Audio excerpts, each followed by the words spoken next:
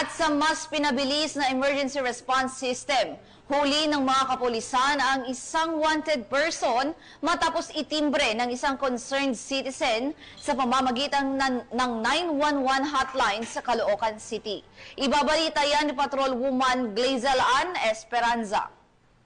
Lamang 5 minuto, matagumpay na naaresto ng Northern Police District ang #1 most wanted person sa kasong murder sa antas ng rehiyon, distrito at #2 sa estasyon.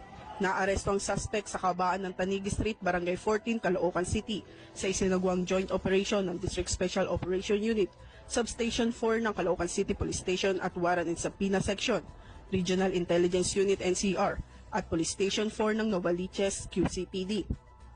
Nagugat ang isinagawang operasyon mula sa ulat ng isang concerned citizen na nakapansin sa isang lalaking kahawig ng inilarawang wanted person habang nagpapalinis ng sasakyan sa isang car wash sa nasabing lugar.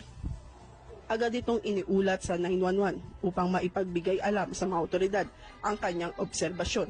Agad namang rumesponde ang mga tauhan ng Substation 4 at kinumpirma ang pagkakakilanlan ng suspect batay sa target intelligence packet. Agad silang nakipag-ugnayan sa District Special Operation Unit na naglunsad ng operasyon upang isilbi ang warrant of arrest na inilabas ng RTC Branch 128 Caloocan City. Naharap ang akusado sa kasong murder kung saan walang inirekomendang piyansa.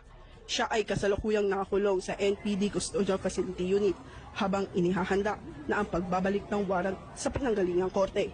Ang matagumpay na operasyong ito ay sumasailalim sa walang humpay na determinasyon ng Northern Police District na maipatupad ang mabilis na ustisya alinsunod sa direktiba ng Chief PNP para sa isang maagap at responsableng serbisyong pulisya. Mula rito sa Northern Police District, ako po ang inyong PNN correspondent, Patrolwoman Glazel Ann Esperanza, alagad ng batas, tagataguyod ng Balitang Pulis.